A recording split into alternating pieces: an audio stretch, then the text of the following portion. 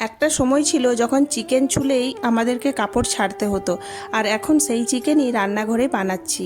তো আজকে তোমাদেরকে আমার ছোটবেলার কিছু স্মৃতি শেয়ার করব। তার আগে বলি, আমি চিকেন বানাচ্ছিলাম একদম সহজ পদ্ধতিতে, মানে আদা রসুন কিছু বাটাবাটি ঝামেলা ছেড়ে ওই থেতো করে সব একসাথে দিয়েছিলাম, আর কাঁচা লঙ্কা দিয়ে চিকেনটা বানিয়েছিলাম, বেশ ভালো হয়েছিল খেতে।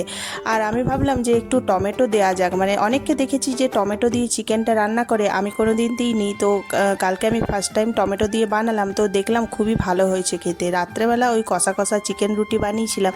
তো এবার বলি, চিকেনটা বানাতে বানাতে তোমাদেরকে আমি কি ছোটোবেলার স্মৃতি।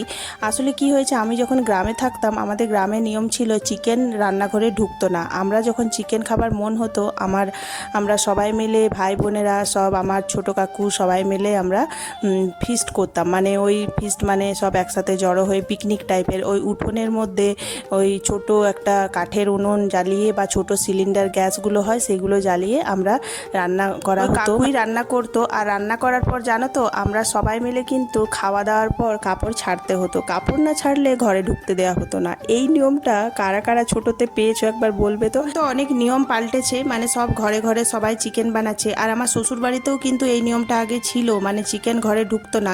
তবে শুনেছি এখানকার যে দিদির বিয়ের পর মানে চিকেন ঘরে ঢোকে, মানে জামাই যেহেতু ভালোবাসে তার জন্যই হয়তো এটা শুরু করা হয়েছে। তো যাই হোক, শুরু হয়েছে তো আমাদেরও সুবিধা হয়েছে। চলো এখানে ভিডিওটা শেষ করছি। ভালো লাগলে লাইক কমেন্ট করতে ভুলো না, আর তোমরা নিশ্চয়ই জানাবে কার কার এই নিয়মটা এখনো পর্যন্ত আছে।